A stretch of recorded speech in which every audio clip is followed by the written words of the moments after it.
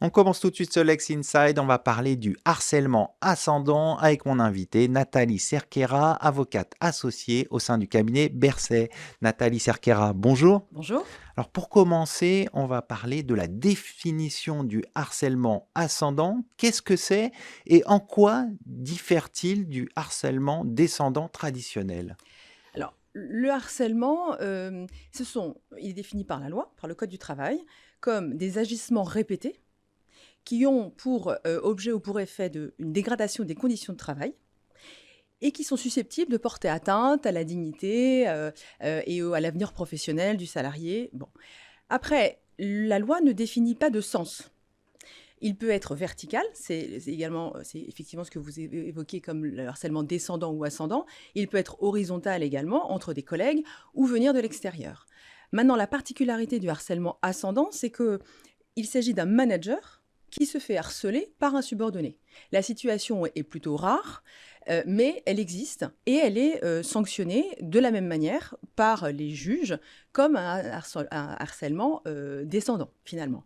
Ce que la Cour de cassation, parce qu'il y a peu d'arrêts, mais il y a un arrêt de 2011 où la Cour de cassation a écarté l'arrêt de la Cour d'appel, la décision de la Cour d'appel, qui avait ajouté à la loi cette condition d'un état de subordination.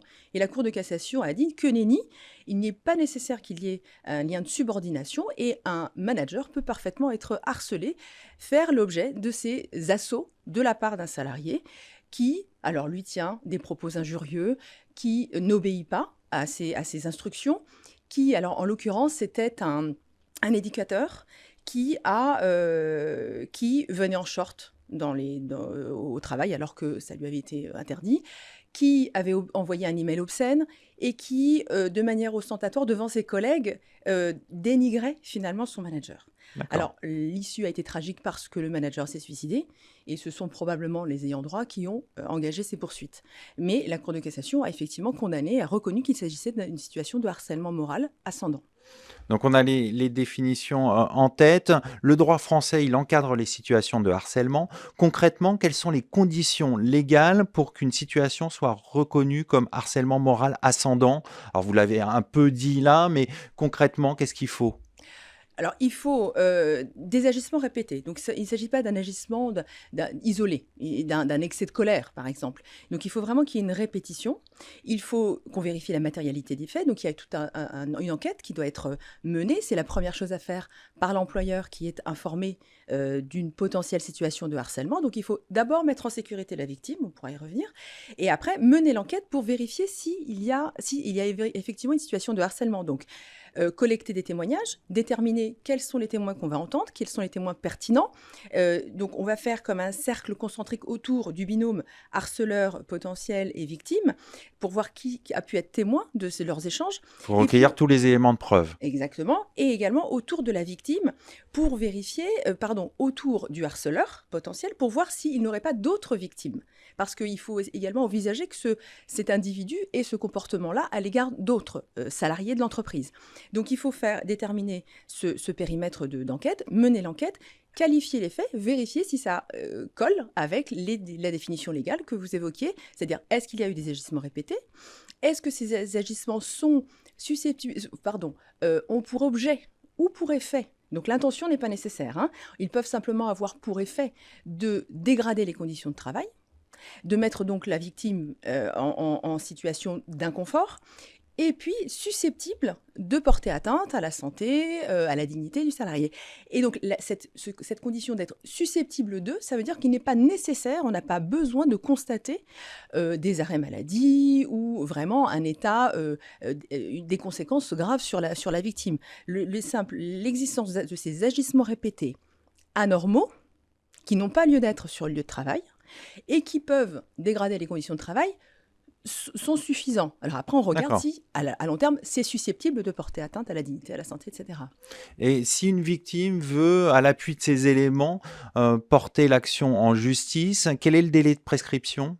Alors, devant les juridictions civiles, c'est 5 ans. Parce qu'on est en matière de harcèlement moral. Donc la victime a 5 ans à partir du moment où elle connaît les faits, où elle a tous les éléments en main pour être capable de le qualifier. Et au pénal, elle a 6 ans. D'accord. Donc voilà, c'est un délai qui est assez long. Au civil, elle peut tant engager une action pour faire reconnaître le harcèlement moral, mais également elle peut contester un licenciement qui est intervenu dans un contexte de harcèlement moral. C'est-à-dire que si elle saisit, en principe, un licenciement, on a 1 an pour le contester. Mais si la victime est capable de démontrer qu'il y a eu un harcèlement moral et que son licenciement est lié, par exemple, si on a licencié cette personne pour inaptitude, si elle dit oui, mais j'étais inapte parce que j'ai été victime de harcèlement moral et ce harcèlement a dégradé ma santé et je ne pouvais plus fournir le travail, la Là, le qualité de délai travail. s'allonge, c'est ça? Tout à fait, il passe à 5 ans. Voilà. Et quelles sont les sanctions pour le harceleur, les sanctions prévues? Alors, le harceleur en lui-même, il peut d'abord être licencié. Son employeur qui mène l'enquête, la première chose qu'il va sans doute faire, s'il Ça constate, semble normal. voilà, il le licencie pour faute grave, hein, c'est la faute grave qui est retenue. Après, la victime peut également saisir les juridictions pour obtenir des dommages et intérêts. Donc ça, c'est au civil plutôt, pour des faits de harcèlement moral. Il peut également agir au pénal. Et là, obtenir les peines qui sont prévues en cas de harcèlement moral, c'est-à-dire 2 ans d'emprisonnement et jusqu'à 30 000 € d'amende. C'est assez rare. La D'accord. peine d'emprisonnement est rarement prononcée et les dommages d'intérêt, c'est en fonction du préjudice subi. On va s'intéresser à la responsabilité de l'employeur. Est-ce qu'il peut être tenu responsable s'il n'agit pas par négligence, par exemple? Tout à fait. Bien sûr, l'employeur a une obligation de sécurité à l'égard de ses salariés. Donc, à ce titre, il peut être poursuivi et sanctionné à verser des dommages et intérêts pour compenser le préjudice subi par le salarié. Il peut également être poursuivi au titre de son obligation de prévention, prévention de santé, obligation de protéger la santé et la sécurité de ses salariés, et également avoir à verser des dommages et intérêts. Alors, pour le cumul des deux est conditionné à démontrer des préjudices distincts. Mais bon, ce sont les types d'actions qui peuvent être menées à l'encontre de l'employeur. D'où la nécessité, et pour que l'employeur puisse se libérer de sa responsabilité, il doit être en mesure de prouver que, 1, il a immédiatement fait cesser la situation de harcèlement, et 2, qu'il avait en amont pris des mesures pour prévenir ces situations de harcèlement. Et ça, c'est un travail de longue haleine que les employeurs doivent mener au sein de l'entreprise en amont pour sensibiliser les salariés, notamment les managers, pour qu'ils soient capables d'identifier des situations de harcèlement. Alors, on est plutôt dans des hypothèses de harcèlement descendant, mais également pour donner les clés à un manager d'identifier parmi ses équipes des situations de harcèlement. Donc, c'est important de former son personnel. Voilà, les sensibiliser. Également, on peut désigner des référents au sein de l'entreprise vers qui les salariés peuvent se tourner s'ils sont victimes ou témoins de harcèlement. On peut solliciter également le CSE. Voilà, il y a tous ces relais, toutes ces béquilles qui peuvent exister au sein de l'entreprise pour soit éviter, soit agir si jamais une situation de harcèlement moral fait jour. Pour terminer rapidement, vous avez dit qu'il y a un arrêt sur cette question. Est-ce qu'il y a d'autres arrêts récents ou une tendance jurisprudentielle en la matière qui sanctionnerait sévèrement, par exemple, de tels comportements? Sur le harcèlement ascendant, il y a assez peu de jurisprudence. Il y a un arrêt récent de la Cour d'appel de Saint-Denis-de-la-Réunion dans lequel la Cour d'appel a annulé un licenciement d'une salariée qui avait dénoncé des faits de harcèlement. C'est-à-dire qu'elle dénonce à son employeur être victime d'un harcèlement ascendant de la part d'un subordonné. Et non seulement elle n'est pas protégée, mais elle est licenciée pour avoir dénoncé des faits de harcèlement moral de mauvaise foi et dans l'intention de nuire à la société. Or, la Cour d'appel a